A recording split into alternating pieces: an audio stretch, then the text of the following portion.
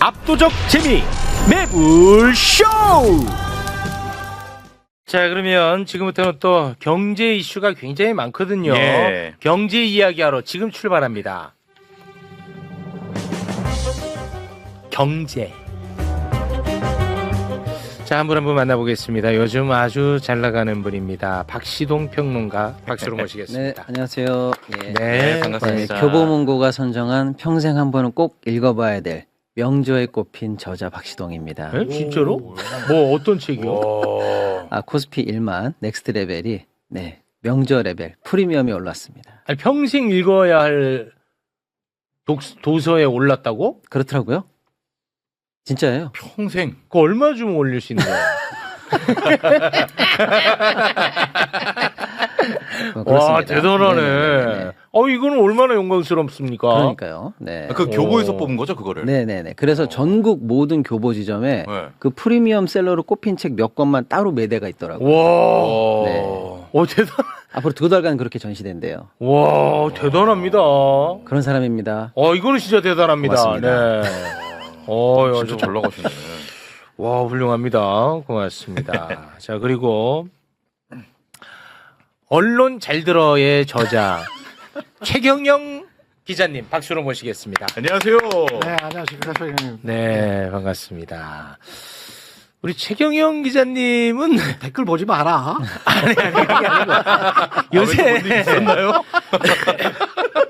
최경영 기자님, 제가 기자님 좋아하잖아요. 좋아하지, 나도 예, 체육 좋아해요. 좋아하잖아요, 네. 진짜. 그리고 제가 음. 신뢰하고 근데 우리 최경영 기자님도 가끔 이제 하늘을 좀 보시고 왜? 차도 한 잔 마시고 왜요? 네. 조금 이렇게 약간은 좀 화를 조금만 좀 아니, 근데 나는 살짝만 밑으로 내리면 어떨까 해요. 이 진짜 내가 사랑해서 하는 말씀입니다. 좋은 조언입니다. 예. 네, 받아들이겠습니다. 받아. 좋은 분이야, 이분은. 바로 받아들이시네. 이분 예. 진짜 좋은 예. 분이라니까. 약간 받아들이겠습니다. 뭐뭐해라. 예. 조금만. 예.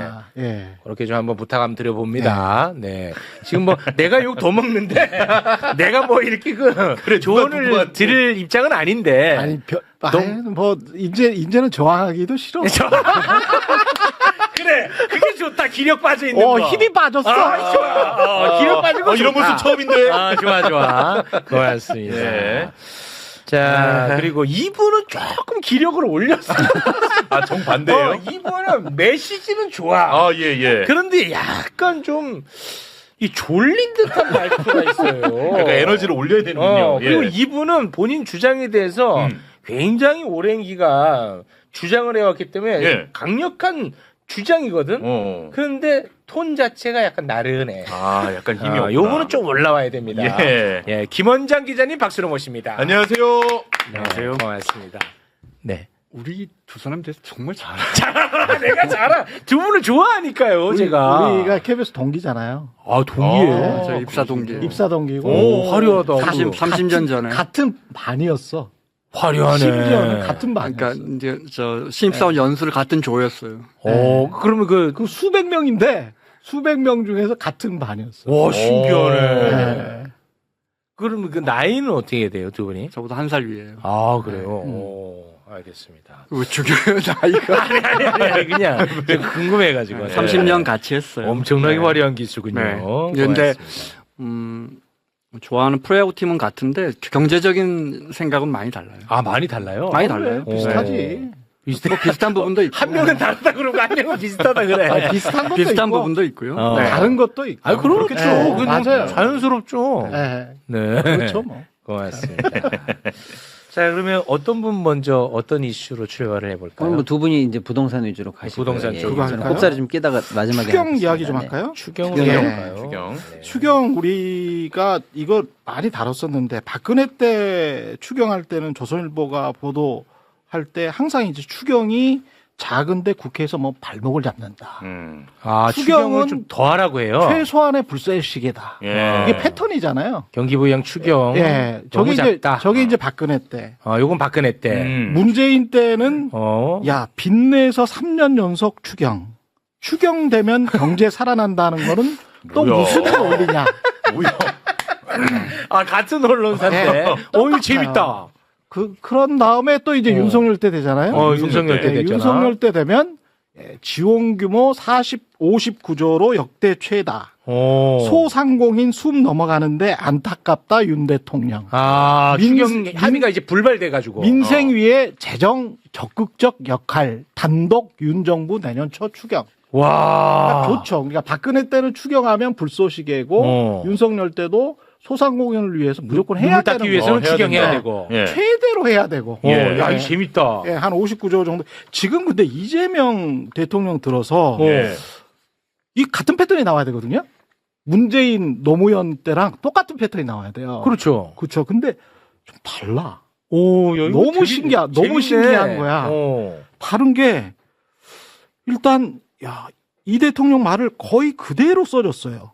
이 대통령 전쟁 추경 속도가 생명, 지방 우대 원칙 준수. 저 청와대 말이잖아요. 예. 그리고 이 대통령 돈 잘 쓰는 게 유능한 정부, 안 쓰는 건 무능, 무책임. 이거 그냥 있는 그대로 받았어. 있는 그대로. 내가 이 기사는 끝까지 읽어봤는데 네. 비판이 하나도 없어. 오, 그래요? 그거 신기하네. 비판이 하나도 없어. 왜 그러지? 위에 경제 일반 정도 해가지고 이제 전문가들 급할수록 핀셋 추경해야. 이거 약간의 이제 딴지 정도 건 건데 네네. 보통 때 문재인 때의 조선일보와는 완전히 다릅니다. 예. 진짜 신기하죠. 네, 재밌어요. 예. 그래서 저는 이게 기세에 좀 눌린 것 같다는 생각이 들어요. 아, 기세. 기세. 이거는 제가 이제 제 TV에서도 가끔 보여드리고 한두 번 보여드리고 지금 일단 다시 요거부터 좀 예. 정리하고 가는 게 좋을 것 같아요. 예. 그러니까 보수 정부가 들어올 때는 추경을 하라고 조선일보에서는 계속 불쏘시개니까 불쏘시 응원을 하는데 맞은물이니까. 진보 정부가 들어올 때는 추경 못하게 합니다. 그렇죠. 그게 예. 질문입니다. 이건 저는 몰라요. 아, 그게 진보 정부가 잘 될까봐 그러는 거예요? 이론적으로는 본인들이 이제 믿고 있는 바가 있잖아요. 바가 있는데 그게 이제까지 전통적으로는 추경이나 뭐 예산이나 뭐 이런 것들을 확대 재정해 가지고 정부가 돈을 팡팡 쓰는 거는 보수적인 정부나 이런 쪽에서는 원하지를 않았고 보수적인 신문이나 이런 쪽에서도 원하지 않았고 관료들도 마찬가지였잖아요. 네. 그런 기조 연상으로 볼 수 있는데 연장선상으로 볼 수 있는데 근데 왜 박근혜 정권이 바뀌면서 매일 이렇게 얼굴을 표변하니까 네. 그게 보수적인 어떤 생각에서 나온 게 아니고 그러니까. 예. 본인들의 어떤 정파적인 어떤 이익 아니면은 발목 잡기 아니면은 어떤 정권을 우쭈쭈 해주기 뭐 이런 거에서 나오는 차원이 아닌가 예. 이렇게 이제 계속 의심을 하게 됐죠. 예, 미디어를 바라보는 사람들이 그렇게 의심을 하게 된 겁니다. 지난 한 네. 20년 동안. 예. 자, 다시 이제 예. 이재명 정부로 와서 근데 이제 이재명 정부로 들어오니까 왜 이렇게 조선일보가 쓰지? 물론 이제 비판적인 기사도 있어요. 네. 비판적인 기사도 있는데 저는 이거는 저의 그냥 추정입니다. 제가 이제 한국갤럽을 주로 보고 있는데 예. 한국갤럽은 전통적으로 그냥 수십 년 동안 지금 해왔잖아요. 그 여론조사를. 여론조사. 그래서 이렇게 쭉 보는데 이번 정부만 희한하게 이번 정부에서 희한하게 일반 지지율이 뭐 63%다. 그러면 중도층 지지율 있잖아요. 네. 중도층 지지율이 67% 이 정도 돼요. 늘 저 보세요. 파란색이 갤럽에서 조사한 중도층의 지지율.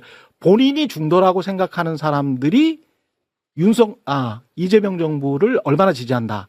파란색이 늘 전체 지지율보다 앞서죠. 네네네. 굉장히 특이한 상황입니다. 그러니까 보수, 중도, 진보 이러면 진보가 압도적으로 보통 민주당 정부는 진보가 압도적으로 높고 네네. 그게 전체 지지율을 견인해 왔었거든요. 오케이. 근데 제가 저 그래프를 이제 계속 저 혼자 그려보는 거예요. 네. 예, 이제까지 이제 시계열로 쭉 해서 그려보는데 왜 저렇게 중도 지지율이 높지? 저게 아마도 첫 번째는 이제 국민의힘이 윤석열, 윤어게인 세력 때문에 너무 극으로 네. 치우치니까 이른바 이제 중도 보수라고 하는 분들 있잖아요. 중도 보수에서 중도 진보 왔다 갔다 하는 사람들. 네. 그러니까 이분들이 상당히 많은 쪽이 대통령 쪽으로 기울었다. 네네. 그게 이제 민주당 쪽이 아니고 대통령 쪽으로 기울은 게 어떤 정당의 지지율로 봐도 나타나요. 네. 그러니까 정당의 지지율과 대통령의 지지율은 지금 좀 다르거든요. 음. 이재명 대통령의 어떤 실용주의 노선에 네. 기울어진 중도 보수가 꽤 있다. 그런 것 같아요. 그러니까 국민의힘이 헛발질을 하면서 어떤 이념적인 좌표를 지금 못 찍고 있기 때문에 네. 조선일보도 방향타를 잃어버린 것 아닌가? 음. 그러면서 중도 보수가 지금 사회적으로도 중도 보수가 상당히 이제 그 이재명 대통령의 국정 운영에 지지하는 쪽으로 저렇게 나가버리니까 예. 전체 지지율도 높을 만큼 저렇게 나가버리니까 이걸 막 옛날처럼 문재인 정부 때처럼 막 어떤 이론도 없이 그냥 대놓고 할 수가 없지 정파적으로 막 이렇게 공격하는 모습이 덜 보이는 것 아닌가 네, 그런 생각도 듭니다. 이제 공시가격 나왔고 곧 있으면 이제 재산세 나오고 12월에 종부세 나올 텐데 오늘 저희가 그 이야기 잠깐 할 건데 네. 같은 맥락으로 보면 이른바 흔히 뭐 조중동이라고 하거나 경제신문에서도 과거에 노무현 정부 때나 문재인 정부 때 보면 이렇게 뭐 8.3.1 대책 같이 강력한 규제 대책이 나오면 또는 보유세를 강화하는 대책이 나오면 정말 그 이들 신문에서 화력이 대단했거든요. 대단하죠. 뭐 이들 신문들도 나름의 논리가 있으니까요. 그래서 집을 많이 갖고 계시면 다주택자나 고가주택 갖고 계신 분들에 대한 뭐 고지서 보고 기절할 뻔 또는 노후 파산 이어지나 뭐 이런 굉장히 강력한 헤드라인 나왔었고 네. 제가 늘 말씀드린 2019년 그게 제일 압권이라고 생각해요. 2019년 11월에 모 경제신문의 헤드라인은 김 과장도 나왔대요. 카드 자르고 반찬수 줄이고 종부세 때문에 그렇게 해야 한다는데 네, 그렇게 노모 항상 나옵니다. 노모 강남에 사는 노모 나옵니다. 네. 70대 노모. 그게 예. 이제 마포의 레미안 푸르지오라는 마포의 고가주택인데 그때 종부세 한 20에서 한 40만 원 처음 종부세가 진입하면 우리나라 종부세가 지난해 기준 이게 지금 벌써 6, 7년 전이지만 지난해 기준으로도 평균 세액이 145만 원이에요. 그리고 열의 8은 종부세는 100명 중에 한두 명이 내는데 그중에서 또 열의 8은 100만 원 이하로 내거든요. 그러니까 네. 카드 자르고 반찬수 줄이기는 쉽지 않은데 하여튼 과거에는 그런 굉장히 강력한 반발이라는 맞습니다. 헤드라인을 뽑았는데 네. 최근에 보면 그런 게 거의 없어요. 예. 저도 지금 사실은 제가 왜 그렇게 하는지 제가 어떻게 알겠어요. 그런데 이 대통령이 워낙 그립을 세게 잡고 있고 과거 진보 정부와는 다르게 뭔가 느낌이 하면 해버릴 것 같은 느낌이 있단 말이에요. 예를 들어 종편에 하나 정도 잡아서 그냥 허가를 취소해 버린다든지 예를 들어 그리고 이제 경제신문 같은 경우도 한경 같으면 아시다시피 대주주가 그냥 현대 네. 정확하게 현대, 삼성, SK, LG 이렇게 대주주예요. 네. 그렇게 해서 90 몇 프로 갖고 있어요. 한국경제. 네. 네. 그러니까 지금 경제신문들 입장에서는 또 정부와 관계가 좋잖아요. 그러니까 이걸 공시가격 굉장히 세게 나왔는데 세게 비판을 하지 못하는 거 아닌가 구도가 약간 청와대가 신경 쓰이는 것도 있고 관계도 유지하고 싶고 거기에 이제 민심도 그러니까요. 네. 60% 넘는 지지율도 민심 있어서 붙고 있잖아. 네. 인생. 민심. 그런 부분 때문에 뭐랄까 과거만큼 이렇게 흔들질 못해. 네, 보유세 강화에 대한 반대 여론이 만들어지지 않고 있는 것 같아요. 네. 이건 뭐 너무 좋은 현상입니다. 그렇죠. 네. 굉장히, 이게 오랫동안 언론계에 계신 분들이 어리둥절해 할 정도로 굉장히 재미난 현상이. 얘네가 왜 이럴까? 예, 지금 발생하고 있는 겁니다. 예. 이러다 보니까 이제 정책 효능감은 더 올라가고. 그렇습니다. 그러면 그게 또 지지율로 더 붙고. 그래서 지지율이 우상향되고. 그렇게 지금 선순환되고 있는 예. 거죠. 그렇죠. 네. 네. 하나만 좀 더 볼까요? 정부가 이번에 이제 공시가격이 나와서 하도 종부세에 대해서 어디는 3천만 원, 어디는 5천만 원 뭐 이런 이야기가 나오니까 정부가 7개 사례를 딱 드러났어요. 그 사례 있는 게 15번 보여주실래요? 네. 자세히 안 보이실 텐데 그냥 두 번째 거 그 유명한 압구정 현대 111제곱미터면 36평인데 저게 그냥 1,800만 원 내다 1,900만 원 내니까 2,900만 원 내니까 자, 저게 지금 시세가 한 60억 정도 돼요. 그래서 복잡하게 생각하실 거 없어요. 압구정 현대 36평은 1,800만 원 내다가 2,900만 원, 한 1,000만 원 정도 네. 높아졌다. 요거 한번 다뤘어요, 저희. 네. 그러셨어요. 예. 그러니까 이렇게 이해하시면 되는데 예. 이러다 보니까 또 뭐 어떤 게 먼저인지 모르겠는데 60억 아파트인데 저게 이제 한 5년 전에는 30억 했단 말이에요. 많이 올랐죠. 여러분 아시는 것처럼. 이러다 보니까 댓글이 과거와 또 달라요. 아까 제가 이제 신문의 헤드라인이 바뀌었다고 했는데 댓글이 이게 너무 과도하다 이런 댓글도 많지만 아니 이 정도 올랐으면 이 정도는 내야 되는 그렇지. 거 아니냐 이런 댓글이 과거보다 굉장히 많아. 심지어 당연하죠. 보수 신문에도 이런 댓글이 많이 올라와 있어요. 예. 여론이 굉장히 바뀌고 있고. 그렇습니다. 그러니까 제대로 된 팩트로는 설명이 안 된단 말이에요. 그러면 이제 어떻게 하죠? 그러니까 제가 지난 일주일 동안 본 것 중에 가짜 그래픽이 너무 많이 돌아요. 하나만 더 보여드릴게요. 네. 14번 보여주실래요? 네. 이거 아마 여러분 친구가 뭐 동창회 카톡에 넣거나 정말 많이 돌아다닌 거예요. 근데 그럴듯 하잖아요. 그래픽도 깨끗하고. 근데 주택 지금 가격별 시세가 보유세. 40억 주택이라면 8천만 원 정도 낸다. 40억 주택 1가구 2주택이라면 지금 한 1,000만 원도 내지 않을 경우가 지금 종부세 30억 원이어도 부부 5대5로 하면 종부세 안 내는 경우도 많거든요. 근데 이제 재산세, 종부세 합쳐서 보유세를 8천만 원 낸다면 간단하게 계산해 보셔도 여러분이 40억 주택이면 8천만 원 내면 2%잖아요. 실효세율이. 우리가 지금 0.15인데 그러면 정부가 2%니까 그러니까 얼마를 올린다는 소리예요. 2배, 20배를 올린다는 소리죠. 그러니까 1900%를 올린다는 거 말이 안 되는 거잖아요. 근데 이런 그래픽이 계속 돌아다니는 이유가 뭘까 생각해 보면 여기 가짜라는 거예요? 완전히 가짜죠. 아. 지금 40억 주택 같은 경우에 한 예. 1,000만 원, 작년에 1,000만 원 안 나왔는데 1가구 1주택이라면 올해 한 1,000만 많이 올라서 한 7, 800 내다 올해 1,000 조금 넘을 것 같아요. 그러니까 40억 주택은 총 보유세가 이게 진짜 뉴스로 한다면 여기 1,000만 원 정도 1,000만 된다는 원 거죠? 많이 내면 1,100만 원. 그럼 이거 정도 완전 나와요. 가짜네? 아니 이런 거 정말 많아요. 무슨 오, 이거 그래서 가짜야. 그러면 또 이걸 믿고 싶은 분들은 줄줄이 거기에 대한 댓글을 다시고 이거 어떻게 사느냐 이거 너무 징벌적이지 않느냐 이 이러는데 가짜네. 자, 이 말씀 한번 드리고 싶어요.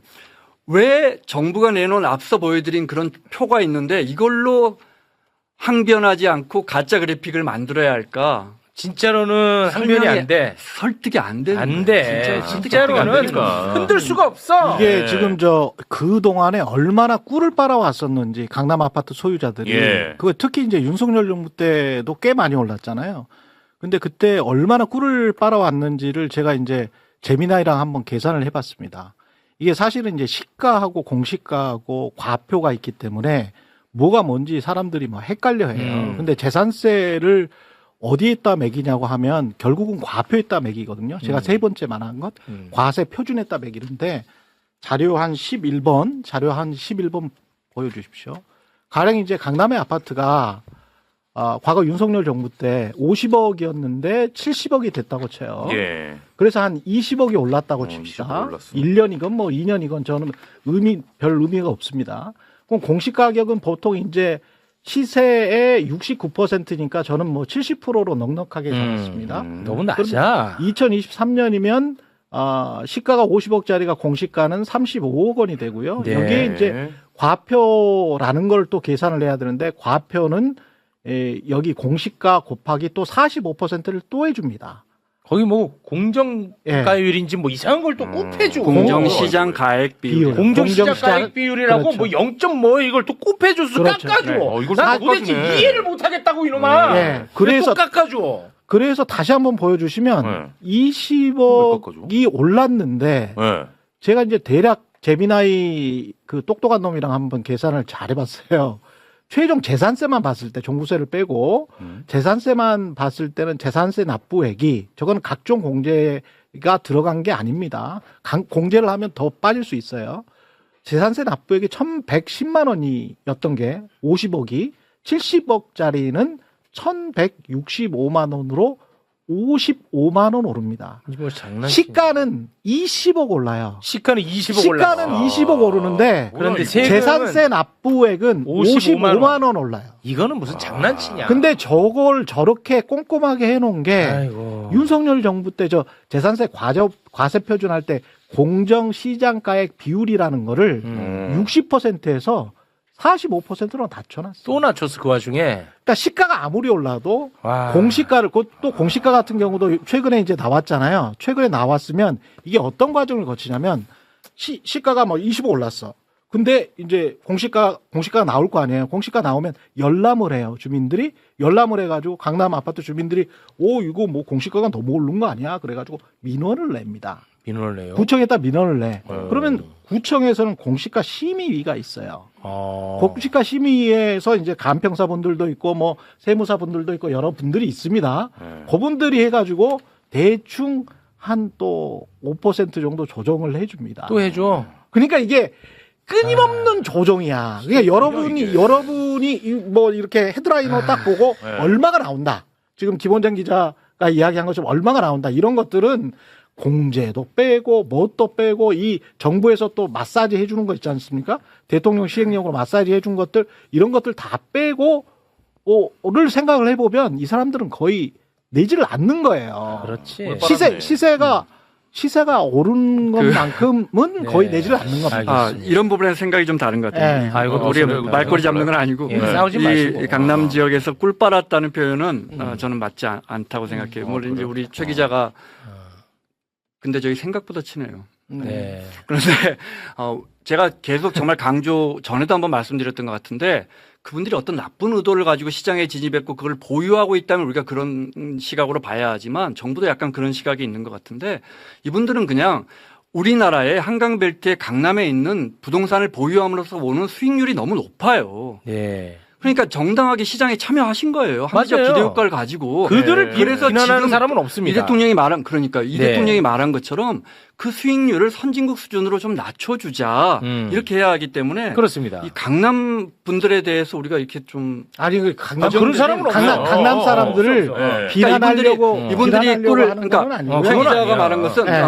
그게 강남 그 사람들이 현상을 이야기하는 그렇지. 거예요. 그러니까 재산 시가는 그렇게 많이 올랐는데 네. 실제로 그분들이 그 세금은 별로 혜택을 그렇게 많이 봤지. 많이 내지는 않았기 때문에 그럼. 그 현상은 꿀을 빤 현상이죠. 그다음에, 제가 이제 그 사람들이 뭐 이렇게 세금 어떻게 하려고 탈세하려고 한 건 건 아니야. 아니지. 그렇지. 그런 말씀을 드린 건 그다음에 아니고 그건 맞지. 실효세율이 앞서 네. 말씀드린 것처럼 이제 우리도 이제 집값이 워낙 올라가다 보니까 근데 우리는 이제 중과라는 구조가 있어요. 그래서 집값이 비싸면 세금을 더 하다 보니까 사실은 정말 비싼 집을 갖고 계신 분들은 실효세율이 우리가 0.15로 알고 있잖아요. 근데 미국은 한 1%, 2%니까 미국이 한 6분의 1, 7분의 1도 안 되고 일본에 한 3분의 1, 2분의 1도 안 되는데 그런데 50억, 100억 집을 갖고 계신 분 정말 우리 사회의 0.1%인데 그런데 그런 분들은 사실은 실효세율이 0.7, 0.8까지 올라갔어요. 네. 그런 부분도 있어요. 그러니까 우리가 소득세 구조도 그렇게 돼 있거든요. 네. 소득세도 사실은 선진국에 비하면 한 2천만 원, 3천만 원 버시는 분들이 소득세를 너무 안 내게 돼 있었는데 이건 뭐 여러 번 정부마다 고치려고 했는데 아무래도 부자분들의 세금을 더 걷게 되는 구조로 개혁을 하다 보니까 근데 지금도 우리가 50억 한 100억 정도 되는 분들은 사실은 굉장히 많이 근접해 있어요. 한 3천만 원, 5천만 원. 지금 언론이 너무 과장을 해서 그렇지 많이 근접해 있어요. 그런데 문제는 뭐냐면 그러면 이제 그분들은 이제 세금을 그만 올려야 하느냐? 문제는 이 0.1%, 1% 이 부분이 집값이 너무 오르는 거예요. 네. 벌써 1년에 10% 원베일리 이런 건 10억씩 올랐단 말이에요. 그 말은 무슨 말이냐면 이런 부분에 대해서 우리가 뭐랄까 수익성을 잡으려면 어쩔 수 없이 이 부분에 대해서 사회적 부담을 높이는 수밖에는 없는 것 같아요. 그렇습니다. 근데 자, 여기서 약간 한 가지만 더 시간 사실 관리를 내가 해야 되는데 큰일 났네. 왜냐하면 큰일 이거 났어. 같은 경우는 약간 좀 논란이 있을 수 있는 게 시가는 굉장히 많이 오르고 있는데 네. 과표를 이렇게 조정해주고 공시가를 이렇게 조정해주면 예. 시가가 너무 많이 오른 지역의 실효세율이 낮아질 수밖에 없습니다. 그렇죠. 그렇잖아요. 네, 그 특혜죠. 그러면 다르게 이야기를 하면 시가가 덜 오른 지역들 있잖아요. 서울의 네. 강북 지역이랄지 수도권의 다른 지역들 네. 또는 지방에 있는 곳들은 상대적으로 상대적 실효세 중과야. 상대적 중과. 그런 거예요. 그러니까 그러니까 말이 안 제가 되지. 말씀드리는 거는 이게 뭐가 공정하게 돌아가려면 그렇지. 불공정해. 이게 문제야. 시가가 오른 것만큼 그러면 실효세율도 같이 따라서 올라줘야 맞습니다. 되거든요. 네. 강남이라고 할지라도 네. 지금 뭐 약간 부담스럽다고 할지라도 그거 어쩔 수가 없는 거예요. 예. 근데 이게 늘 이쪽은 야 맥스 그러면 너희는 너무 많이 오르니까 너희는 과표를 윤석열 때는 야 과표를 최대 니들은 5%밖에 한 해는 못 올려. 날지 종부세 플러스 재산세 최대 150%밖에 전년도에 비해서 못 올려. 캡을 씌웠어. 이렇게 캡을 씌워버린 그러면 거야. 안 돼. 이거는 그러면 불공정이잖아. 시세가 계속 높아지는 지역만 혜택을 혜택을 보는 보고 거야. 나머지 지역들은 굉장히 불공정하게 맞습니다. 되는 겁니다. 네, 그래서 너무 중요한 그런 지적이고요. 그런 부분들을 좀 생각을 하셔야 된다. 시간 관리 차원에서 알겠습니다. 그 이재명 대통령이 그 다른 나라 선진국의 보유세가 궁금하다. 요런 저 SNS를 올리지 않았습니까? SNS 소개를 한번 잠깐 예, 자, 해줄까요? 이재명 대통령께서 저도 궁금했습니다. 선진국 주요 도시 보유세 우리나라와 비교하면 이라고 하면서 그렇습니다. 자, 뉴욕이 1.0%, 도쿄가 아니, 안 하셔도 돼요. 아, 그래요? 네, 예. OECD 주요국 보유세 실효세율 요거를 좀 설명 좀 표를 부탁드리겠습니다. 띄워주실래요? 띄워가지고. 네. 네. 지금 보시면 제가 이스라엘이 방금도 제일 높아요. 그래 저도 이 표 보고 알았어요. 응? 네. 지금 미국은 사실은 2% 뉴욕이나 이제 뉴저지 이런 데 2% 넘어가지. 정말 비싸요. 정말 비싸. 한 10억짜리 갖고 있으면 10억짜리 갖고 있어서 2천만 원 내요. 근데 우리나라 200만 원, 200만 원 안 나올걸요. 10억. 그러니까 10분의 1 정도 차이 나죠. 그러니까 제가 아까 말씀드린 것처럼 밑으로 내려갈수록 차이가 굉장히 크고 근데 이제 미국 같은 경우에는 주마다 다르고 그리고 또 주 안에서 카운티마다 다르지만 예. 어쨌든 우리는 선진국보다 한 3분의 1 많게는 한 4분의 1, 5분의 1까지 적게 내고 있다. 네. 네. 이건 뭐 분명한 팩트예요. 분명히 근데 사실이니까. 예, 여기서 이제 뭐 이렇게 나오면 꼭 댓글에서 아니 뭐 양도세라든지 취득세도 같이 비교해 달라. 그렇게 이야기하면 되는데 양도세 선진국보다 우리가 좀 높아요. 네. 그런데 이제 그 나라마다 워낙 다양한 세제를 갖고 있기 때문에 우리 조정해 나가야 되죠. 근데 중요한 건 하나예요. 집에 대한 수익률이 너무 높고 온 국민이 지금 전부 그 강남의 집만 보고 달리기를 하는 건 아파트 공화국이 돼버렸잖아요. 그렇습니다. 그거 좀 잡자는 거를 그거는- 반대하는 국민은 없을 것 같아요. 예. 네. 그러니까 그래서 우리가 정상화라는 말을 쓰잖아요. 맞습니다. 네. 근데 저 관련해서 하나만 이야기를 하자면 사실은 예를 들어 짧게 하셔야 될 텐데요. 네. 인천에 종부세를 예를 들어 30억 공시가격 30억 넘는 주택이 몇 채나 있을 것 같으세요? 인천에 이번에 정부 보도 자료를 보면 정부의 국토부에서 나온 이 공시가격 보면 저도 그때 보고 알았는데 30억 넘는 아파트 몇 채? 그냥 인천에요? 인천에 그냥 너 느낌을 그냥 보려고 느낌. 하는 거야. 느낌을. 느낌 영채. 한 채예요. 한 채 맞아요. 오, 한 맞췄네. 채. 광주하고 대전은 하나도 없어요. 울산은 심지어 공시가격 15억 넘는 주택도 하나도 없어요. 제가 이 이야기 왜 드리냐면 우리나라에서 상위 1% 가려면 예. 한국 부동산 통계로 30억 주택 갖고 있으면 상위 1%인 거예요. 그런데 우리 언론은 50억, 70억 이야기만 계속 하잖아요. 그 사람들에 대한 걱정과 관심이 너무 지나쳐요. 그럼 그냥 심각한 거야. 네, 근데 그 사람들 거기에 대해서 관심 많으면 그냥 그런 것 같다 싶은데 문제는 뭐냐면 그 관심이 온 국민을 저는 우리나라 부동산 열기가 외곽에서부터 조금씩 식어가고 있다고 보는데 오히려 불쏘시개처럼 그걸 자꾸 살리려고 해. 풀무질하는 풀무질, 그래서 살리려고. 서울에서 10억, 20억 갖고 있는 분도 자꾸 아침마다 그런 기사를 보면서 10억 올랐네, 5억 올랐네, 이분들 종부세를 뭐 얼마를 더 내야 하냐 하니까 10억, 20억 갖고 계신 분들도 자꾸 그걸 쳐다보게 만드는 예. 그 부동산 공학을 계속 만드는 것 같아요. 그거 이제 예. 끊어내겠습니다. 예. 고맙습니다. 박시동 평론가님. 지금 시간이 시간이 많이 흘렀습니다. 없죠. 생각보다 KBS 출신들이 말이 많네요. 제가 두 분 다 친해가지고 말이 많으시네. 아시는 형님들이랑 안 껴들었습니다. 예, 아, 껴들 예. 저도 굉장히 부담스러웠어요. 우리 형님들도 혼날까봐 내가. 세 주제를 들어갈 시간이 될까요? 어떤 거요? 세 주제 들어갈 시간이 안 될 것 같은데. 세 주제가 뭐 중요하다면 들어가야 되지 않겠어요? 들어가요? 아니 그냥 그러면 저는 이 말씀에 그냥 저도 한 말씀만 얹고 한번 판단해 보시겠어요? 시간을? 그러면은 한번 해봐요. 아니 별건 아닌데요. 네. 사실은 지금 우리가 지금 이렇게 부동산 문제에 대해서 대통령이 지금 국정과제로 삼고 이틀이 멀다고 지금 계속 무언가 메시지를 내고 있잖아요. 맞습니다. 이게 왜 촉발됐냐면 다시 한번 생각해 보면 5월 9일 다주택자 양도세 유예를 폐지한다. 중과유예. 이거 여기서부터 시작됐어요. 그래? 그러면 중과세가 무서우면 나는 지금 빨리 팔아야 되겠네. 그렇습니다. 라는 선택이 하나 있겠죠. 그렇죠. 그다음에 아니야. 어차피 양도세는 팔아야 나오는 거지 뭐. 뭐 언제든 정부가 시장 이겼어? 버티는 자가 이겼지. 그렇죠. 라고 해서 난 안 팔아. 안 팔아. 안 팔면 새가 맞나. 라고 해서 버티는. 그렇습니다. 그래서 오히려 매물이 잠기는 이 두 현상 또는 이제 소유자 입장에서는 이 두 선택을 할 수밖에 없어요. 근데 우리가 양도세가 중과되지 않으면 안 된다라고 해서 파는 분은 그나마 정책 순응적인데 예를 들어서 버티자는 사람들 입장에서는 거봐 내가 이겼지? 라는 얘기를 안 들으려면 그렇죠. 어떻게 해야 됩니까? 그다음에 나온 대통령의 메시지가 양도세의 중과를 피하기 위해서 보유의 이익이 더 클 거라고 생각했지. 아니야. 비교 형량해 보면 그게 더 무거울 거야라는 메시지가 나왔어요 이미. 네. 나왔잖아요 시장에. 맞아요. 그래서 많은 시장 참여자가 양 2주택이든 뭐 고가주택이든 비거주 1주택이든 이런 걸 들고 있으면 보유세가 커질 거야라는 걸 이미 예상하고 있단 말이에요. 그래서 그 예상이 퍼져야 5월 9일 양도세 유예 폐지 이후에 잠김 현상 없이 정책이 계속 이어간단 말이거든요. 근데 지금 시장이 제일 궁금한 건 뭘까요?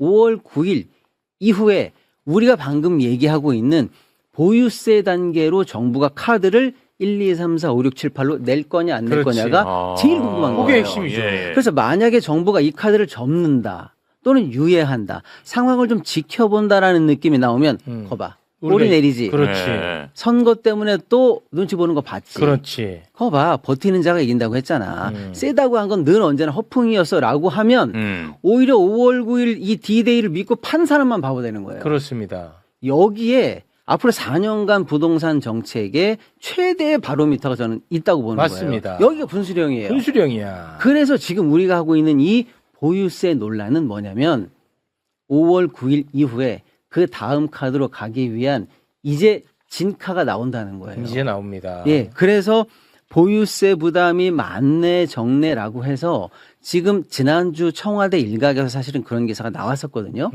보유세 건드릴 생각 없어. 지방선거 후에나 할 거야. 천천히 상황 봐도 돼라고 하는 나름 유화적인 메시지가 지금 나오고 있단 말이에요.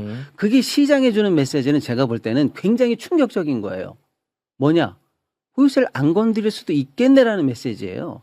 그럼 이 순서대로 정책이 점점 에스컬레이트 된다라고 믿었는데 그 믿음이 흔들릴 수도 있다라는 거거든요. 그렇죠. 네. 그러면 제가 볼 때는 모든 설계가 여기서 끝나요. 그렇습니다. 가장 중요한 국면을 지나고 있는 거예요. 네. 그래서 지금 두 분이 말씀하신 게 뭐냐면 우리 보유세 건드려야 된다. 또 세금이라고 말하기 싫어? 오케이. 그러면 보유 부담이라고 해도 좋아. 이거 건드려줘야 돼. 그리고 얼마나 비효율적이며 전 국민에게 미치는 게 아니라 특정 구간, 특정 지역에 특혜성으로 몰려 있어라는 걸 지금 정확하게 얘기해 줘야 됩니다. 네. 그래야 근데 마침 예. 청와대에서 그 메시지가 나오지 않았나요? 나왔죠. 그 영상 잠깐 보고 영상. 오겠습니다.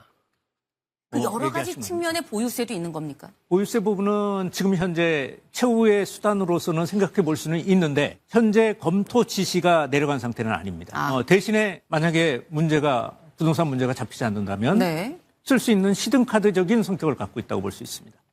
네. 쓸 수도 있다라는 여지를 보여줬습니다. 전 저거보다 더 센 멘트가 나와야 된다. 더 세게 나올까요? 여지가 아니라 이제는 준비하고 있다. 카드 1, 2, 3, 4, 5는 준비되어 있다라는 확실한 메시지를 줘야 된다. 이렇게 생각합니다. 예. 알겠습니다. 약간 앵글이 다른데요. 네. 요 관련해서 왜냐하면 지금 5월 9일 날로 매물이 다 끝나지 않을 것 같아요. 5월 9일 이후에 또 이제 그 수도권의 다주택자들 있지 않습니까? 다주택 사업자들의 대출 그 만기 일시 상환해야 되는 부분들이 있어요. 그래서 만기 1년마다 이 연장을 해주고 있기 때문에 그게 네. 한 1만 채 정도가 수도권 아파트를 가지고 있거든요. 네. 다주택 소유자들이. 그러니까 임대 사업하는 분들 말하는 거죠. 그렇죠. 네. 근데 그분들의 만기 일시 상환이 올해 이제 도래하는 게 한 10,000채 정도 되는 겁니다. 네. 그럼 5월 9일 이후에도 네. 그 사람들의 대출 했던 거 있잖아. 이게 지금 다른 1주택자들처럼 재평가할 거다. 재평가하고 뭐 지금 좀 안 되면 만기 일시 상환을 해야 된다. 아니 만기 일시 상환을 해야 된다. 연장 안 해준다. 연장 안 해준다. 뭐 이쪽으로 가면 이게 처음에는 양도세 가지고 한번 압박을 주고 그 다음에는 대출 가지고 이제 금융 쪽으로 지금 한번 압박을 주는 거거든요. 이게 한 10,000채 정도 되는 것이고. 그러니까 대통령이 초기에 한 것 중에서 이제 신규 매물이 아니다.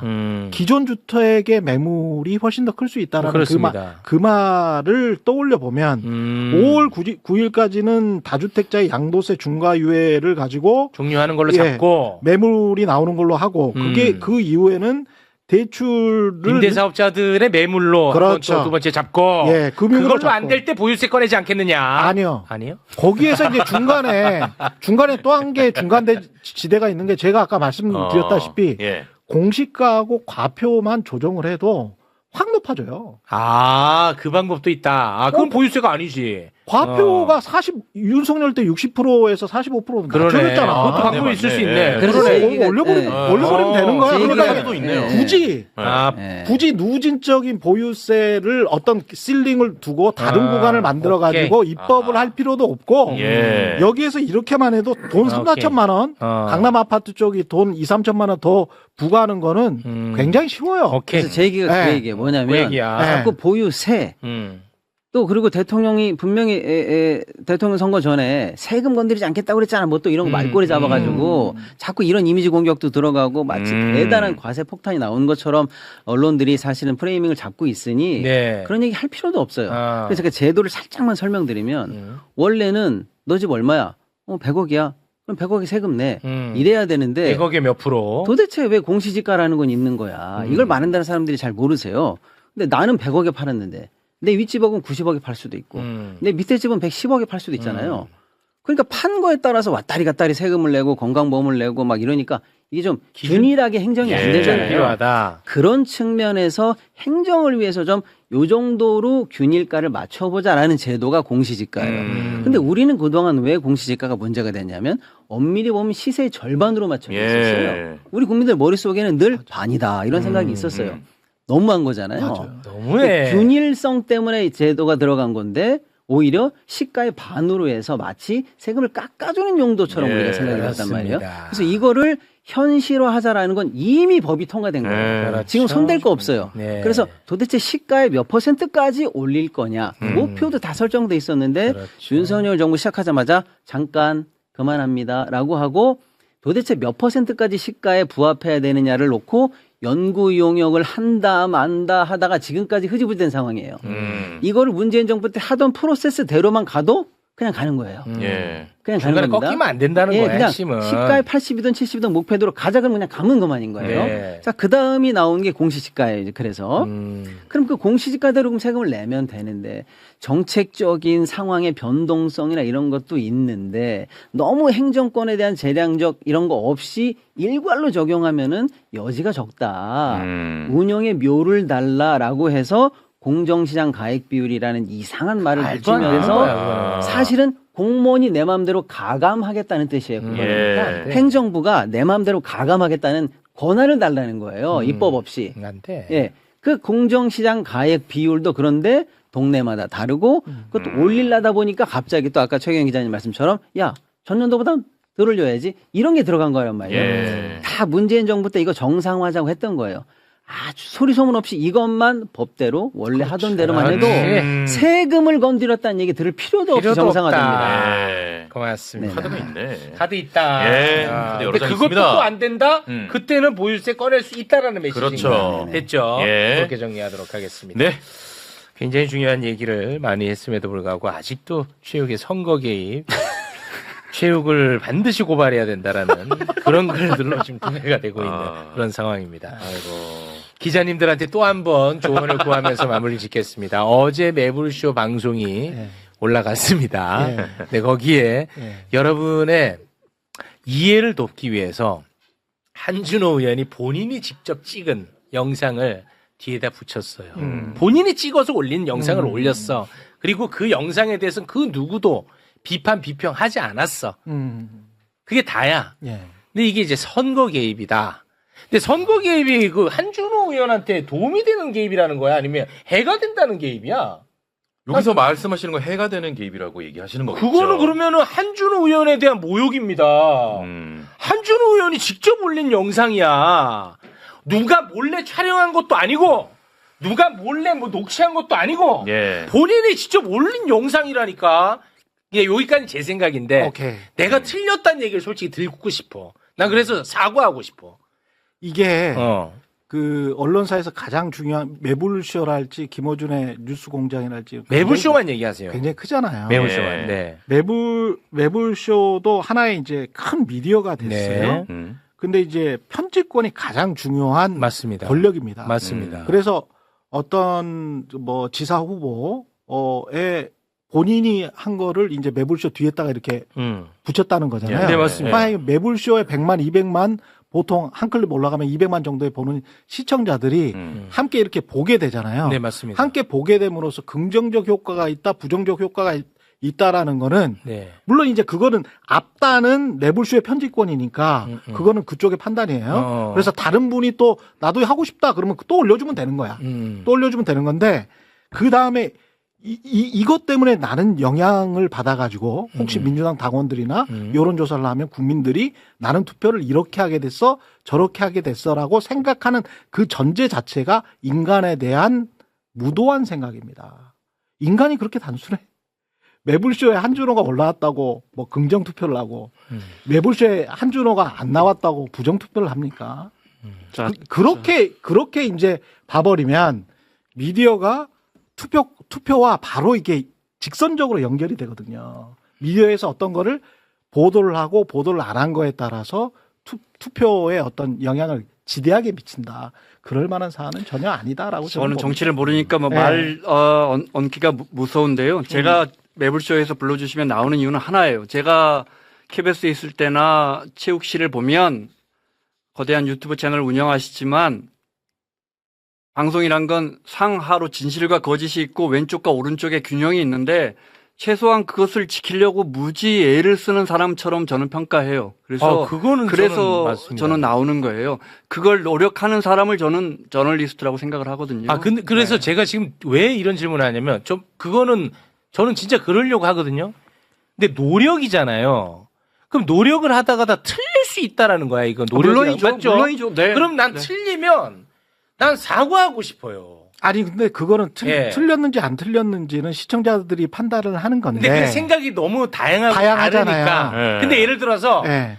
너가 틀렸다라고 누군가 지적을 해요. 예. 그럼 내가 생각할 때 틀렸을 가능성도 있다라고 생각하면 나는 사과를 해야 된다고. 그럴 보거든요. 수도 있죠. 맞아요. 근데 그럴 수도 있는데. 근데 이거는 왜 내가 힘드냐면 내가 진짜 어제 하루 종일 고민을 했어요. 예. 이 건에 대해서.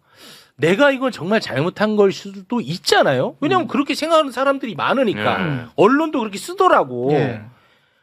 아무리 내가 생각을 하고 내가 틀렸다는 거를 내가 아무리 염두에 두고 생각을 해도 이거는 내가 아무리 생각해도 틀린 것 같지 않은 거야. 그러니까 내가 사과를 못 하고 있어요. 그러니까 뭐냐? 예를 들어서 선거 기간에 후보가 내가 만든 전단지가 있다고 쳐요. 이 후보가 만든 전단지야. 예. 이 후보가 만든 전단지를 내가 이해를 돕기 위해서 방송에 삽입을 했어. 예. 이게 선거 개입인가? 난 그렇게 본 거예요. 이 영상을. 왜냐? 선거 기간에 생산된 영상이에요. 후보의 의지대로. 아니 근데 이거를 이 선거 개입이라고 하니까 나는 이게 참 미치겠는 거야, 내가 지금. 근데 완전히 지금 막혀 있어요, 제가. 근데 그게 어떻게 이제 선거 개입, 민주당 내 선거 개입이라는 그렇습니다. 거죠? 경선에 개입을 했다라는 건데. 근데 저는 그렇게 똑같은 입장에서 이제 저도 이제 유튜브를 하고 있는 입장에서 이렇게 어제 그제 계속 저도 본민의 시간을 보냈는데 모두 다한테 인정받을 필요는 없을 것 같습니다. 아니 뭐 그거는 뭐 그럴 수 있는데 그렇게 예. 할 수도 없고 내가 그렇죠. 예, 그렇게 예. 할 수도 없는데 나는 뭐 그렇게 생각을 할지라도 이렇게 생각할 수도 있겠다 하면 그래도 내가 대중 미디어를 지향하는 입장에서 그렇죠. 그분들의 마음을 다치게 하면 예. 나는 그런 부분도 책임을 좀 지고 싶은 마음이 있어요. 좀 건방진 얘기일 수 있죠. 너무 근데 어떻게 책임을 지지? 사과를 아니 하든지. 그것도 네. 또 그렇게 생각해 보면 무책임하지. 그러니까 그치. 선거 개입이다, 선거 공정하지 않다라고 하면 다른 후보들 것도 같은 분량으로 내주면 되는 거지. 네. 그게 이제 가장 좋은 방법이겠죠. 제가 뭐 예. 자세히는 모르지만 예. 예를 들어서 이건 누가 봐도 정치 사안이고 그래서 내가 지금 정치를 다루고 있어. 네. 그런데 A라는 의견도 있고 B라는 의견도 있는 상황에서 예. 네. 누구는 유리할 수도 있고 누구는 불리할 수도 있는 내용에 대해서 다소간의 비중 차이라든지 뭐 어쩌면 의도가 곡해될 수 있는 분야에 관해서 다뤄졌어요. 그러면 의도하지 않았더라도 사과할 수도 있죠. 의도되지 않은 결과가 나올 수도 있는 거니까요. 근데 제가 잘 이해했는지는 모르겠습니다만은 어제 방송은 정치 방송류는 아니었잖아요. 예를 들어서 뭐 도지사류의 선거를 우리가 전망한다라든지 그런 건 아니었습니다. 그런 게 네, 아니었고 일절 아니었습니다. 네. 유 작가님이 얘기한 ABC 논 등등등을 얘기하는 중에 그렇죠. 그 유 작가님이 지난주에 했던 방송에 대해서 한 정치인이 자기 얘기를 한 거잖아요. 그렇습니다. 네. 그러니까 유 작가에 대한 본인이 생각한 반론을 다시 유 작가가 나온 상황에서 이런 반론도 있다고 다시 소개해 준 거잖아요. 맞습니다. 네. 이게 왜 정치 개입이냐는 거예요. 이거는 유 작가 의견 찬 또는 유 작가 의견에 대한 반, 유 작가 의견에 대한 나의 의견을 내 영향 있는 사람들의 의견을 소개해 준 건데 그로 인한 유불리가 생기는 건 정치 개입이라고 보긴 좀 어렵지 않을까요? 알겠습니다. 네.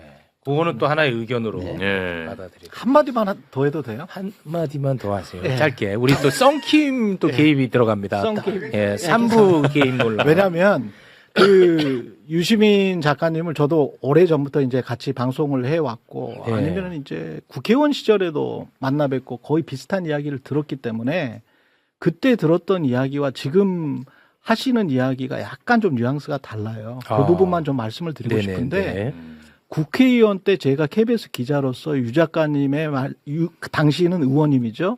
의원님의 말씀에 감탄했던 부분이 바로 그 명분과 이익의 교집합이 정치의 최선이다라는 부분입니다. 명분과 이익의 교집합이 정치의 최선이다. 너무 좋았어요. 예. 근데 그런 시기가 있고 그런 때가 있고 그런 정책이 있다라고 생각을 합니다. 저는. 네. 명분과 이익이 합치되는 정책이 있어요. 네. 너무 좋아. 네. 너무 좋아. 예? 그런 정책을 잘 하면 되는 거예요. 네. 그런 시기를 맞아서 명분과 이익이 합치돼서 우리의 외교 정책과 경제 정책이 다 명분도 있고 이익도 있어가지고 우리 국가가 발전하면 되는 거야. 네네네. 근데 그게 사람으로 확장된 거잖아요. 이번에는 정치인이든 지지층이든 누구든 간에 네. 정치인은 솔직히 말해서 저도 네. 유 작가님이랑 그 부분은 비슷해.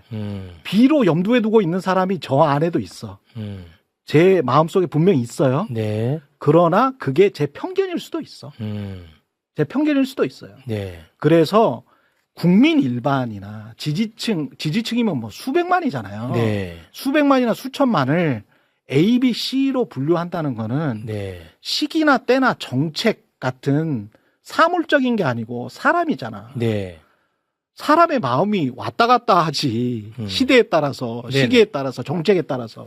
그걸 어떻게 딱딱딱 분류해서, 물론 내 마음속에는 분명히 비라고 생각하는 사람들이 있지. 네. 이제까지 행태를 봤을 때. 네. 근데 그거를 지금 이 시기에 누구는 A인 것 같다고 하고, 누구는 B인 것 같다고 하고, 최선은 C인 것 같다라고 하는 건 네. 시기적으로 아니, 좀 맞지 않았다. 지금 시기에 맞는가? 네. 그걸 왜 꼭 그렇게 했어야 했지? 했어야 했지. 네, 전 그렇게. 잘 모르겠습니다. 네, 네. 그런 이제 의문을 이제 네. 제기하셨습니다. 저는 오히려 뭐 다른 게 더 시청자 입장에서 좀 불편했어요.